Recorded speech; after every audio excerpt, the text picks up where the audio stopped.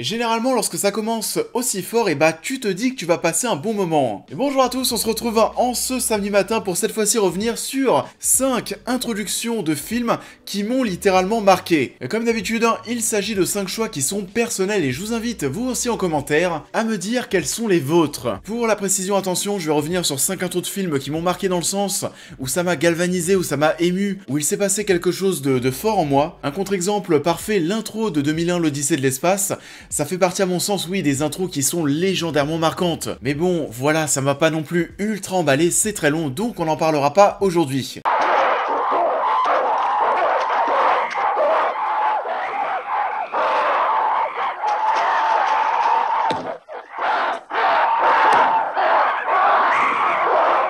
Donc voilà, 5 introductions de long métrage avec, comme d'habitude, à la fin, celle qui a le plus retenu mon attention, c'est parti. Il faut sauver le soldat Ryan.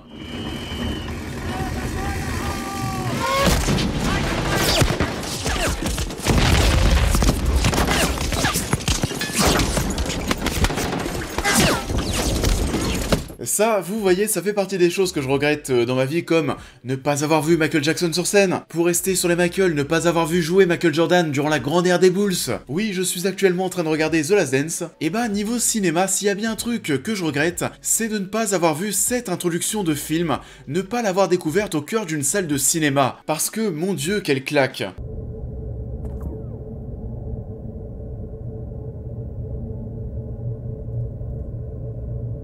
Cette introduction d'Il faut sauver le soldat Ryan, elle dure une vingtaine de minutes, elle a nécessité 4 semaines de tournage, plus de 1000 figurants, dont la plupart étaient des vrais réservistes. Elle a coûté à elle seule 12 millions de dollars, Spielberg a vu les choses en très grand, pour nous offrir encore aujourd'hui avec ce débarquement, l'une des plus grandes batailles de l'histoire du 7ème art. C'est vraiment très cru, très dur, au point où de nombreux anciens soldats n'ont pas réussi à la regarder en entière. Et ce qui est assez ouf encore une fois, c'est qu'aujourd'hui, 20 ans plus tard, on glorifie encore cette scène. Alors que bon, des films de guerre, on en a eu beaucoup, mais depuis, on en a eu trop peu, voire quasiment aucun, qui ont réussi à retrouver cette intensité. Ce souci du détail, ce réalisme glaçant, et je pense que c'est bien simple, depuis tout ce temps, il n'y a qu'un seul film de guerre qui a réussi à me retransmettre les mêmes émotions pour ce genre de scène. C'était il y a pas très longtemps, on en parle trop peu, Mel Gibson, Tu ne tueras point bien sûr. Si vous aimez Il faut sauver le soldat Ryan et sa scène d'ouverture, n'hésitez pas à vous jeter sur Tu ne tueras point.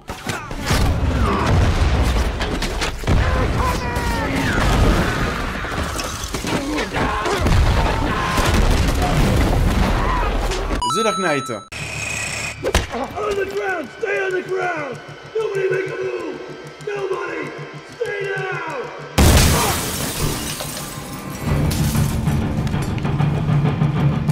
On a déjà évoqué ça dans la critique du film qui est dispo sur la chaîne, mais bien sûr que ça fait partie des intros de long métrage qui étaient ultra percutantes. Il y a tout dans cet opening, du suspense, du mystère, de l'action, de la tension, de la trahison, du grand spectacle, et bien sûr le reveal final du Joker d'Heath Ledger, qui devient déjà limite légendaire avec ses quelques minutes, pour glorifier la folie anarchique du personnage. Stranger. Ce qui est impressionnant, c'est qu'en l'espace de quelques minutes, on a déjà tout compris du Joker, il n'y a même pas besoin de mots de dialogue, tant la mise en scène de cette intro, tout ce qu'on va voir à l'image, le représente déjà parfaitement. Ces sbires n'ont aucune morale, tout comme lui, il retourne le système contre lui-même pour en sortir vainqueur. Il est le personnage ultra malin qui va causer des ennuis à Gotham, causer des ennuis à Batman aussi bien sûr, tout naturellement. Cette séquence, elle dure 4-5 minutes, elle est de loin l'une des scènes les plus marquantes de toute la trilogie. On avait déjà eu affaire à un bon Batman Begins, même si vous savez que j'ai quelques réserves concernant la seconde moitié de l'œuvre. À l'annonce du casting d'Heath Ledger, les gens ont un petit peu gueulé.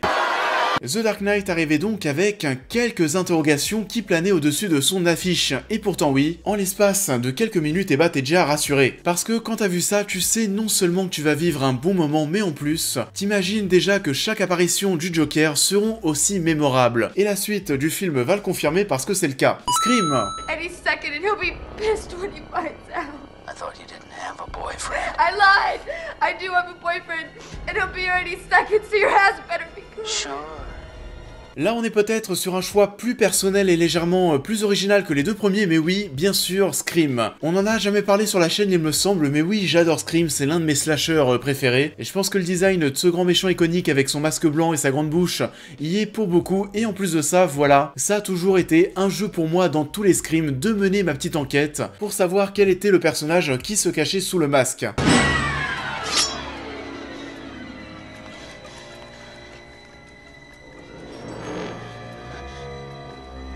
Et on va se retrouver avec une intro là aussi assez longue qui va durer plus de 10 minutes, où l'on va vraiment découvrir l'esprit plus que pervers de ce tueur qui va appeler sa victime pour sympathiser avec elle. Par les films d'horreur attirer son attention en lui révélant le fait que son compagnon est juste dans son jardin, et il va jouer avec elle en lui posant des questions sur des films d'horreur, et si elle répond mal, il fera souffrir son mec, enfin voilà, gros pervers psychopathe hein.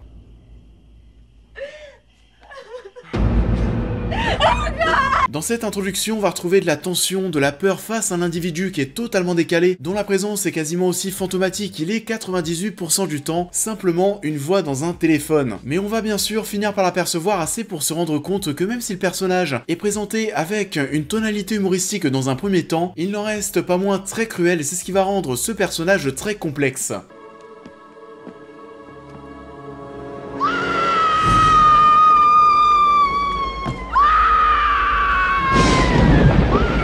Là-haut.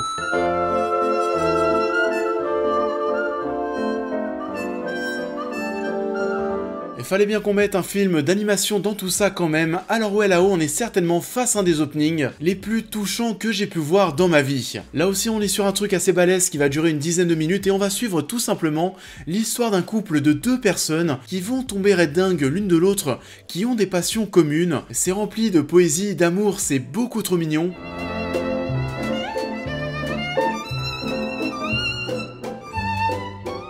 On va totalement s'attacher à ces deux personnes, à cette relation d'entrée qui dégage mais tellement d'amour, de sincérité que tu ne peux qu'être sensible à tout ça. Et quand je vous dis qu'on passe par beaucoup d'émotions, c'est parce que comme toutes les bonnes choses dans la vie, visiblement elles ont une fin, et la passion, la joie, la poésie, l'amour vont tout simplement passer à l'état de tristesse lorsque le couple va être séparé par la mort.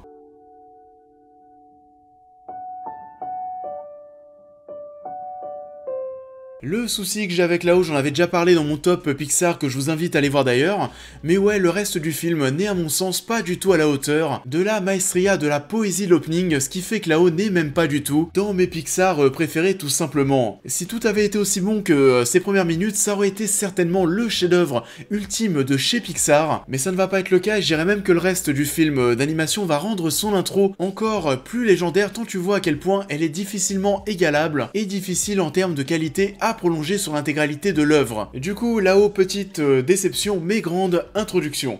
Ça en est tout pour ces 4 premières œuvres, on va enfin parler de mon top 1, et ça me fait plaisir de vous le dévoiler parce que je pense qu'on n'en a jamais parlé sur la chaîne, mais l'introduction de film qui m'a le plus marqué, celle que je préfère, c'est celle d'Inglourious Basterds de Quentin Tarantino. Mesdemoiselles, je prends congé de vous et je vous dis adieu.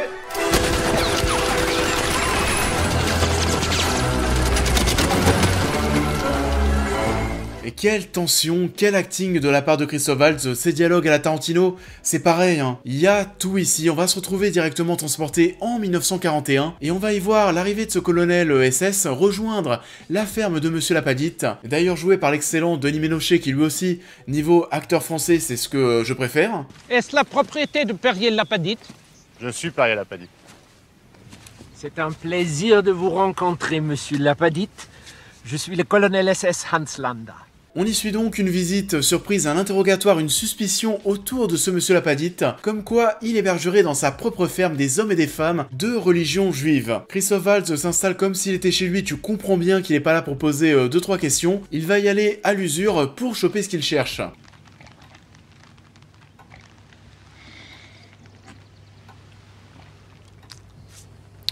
Monsieur, à votre famille et à vos vaches, je dis bravo. On va jouer sur les silences, on est sur une séquence sans musique de fond, on va entendre le bruit de quelques oiseaux, quelques sons ambiants, mais à part ça, voilà, pas de musique. Le but, c'est de nous plonger dans cet interrogatoire glaçant, stressant, épuisant pour le français tout comme le spectateur. On sent clairement que ce colonel SS, de par son charisme, de par le fait qu'il se met totalement à l'aise, au contraire de Denis Ménochet, on sent qu'il a et qu'il dégage beaucoup de confiance quant à la finalité de la scène. Il y a un sentiment de puissance incroyable qui va se dégager de cette personne, il est mais très malin. Puisque nous sommes ici chez vous, je vous demande la permission de passer à l'anglais pour le reste de la conversation. Certainement. Enfin voilà, tout va partir en couille ensuite, comme très souvent avec Tarantino, c'est une introduction marquante, qui est rythmée par la qualité des dialogues encore une fois, et pour moi il y a ce petit truc en plus, qui fait que je place ce film encore au-dessus. Attention, c'est peut-être parce que c'est plus ma génération, mais je le place personnellement au fond de moi, au-dessus d'un Reservoir Dogs, ou de l'intro de Pulp Fiction par exemple, certainement parce que oui, il y a ce personnage dont le rôle sera l'un des plus grands de la carrière de l'acteur. Et ça, cette performance, elle n'a pas de prix. Au revoir, Shoshana! Ça en est tout pour cette vidéo, j'espère qu'elle vous aura plu comme d'habitude. Je vous invite à la liker, à la partager, à me dire en commentaire, vous, quelle est ou quelles sont vos intros qui vous ont marqué. Pour les nouveaux, n'oubliez pas de vous abonner, de me suivre sur tous les réseaux, de devenir membre soutien si vous souhaitez aider la chaîne. Et on devrait se retrouver prochainement pour parler, pourquoi pas cette fois-ci, de fin de film. Je vais essayer de me mettre dessus, il y a pas mal de choses à dire. En attendant, je vous souhaite à tous un bon week-end et je vous dis à très vite.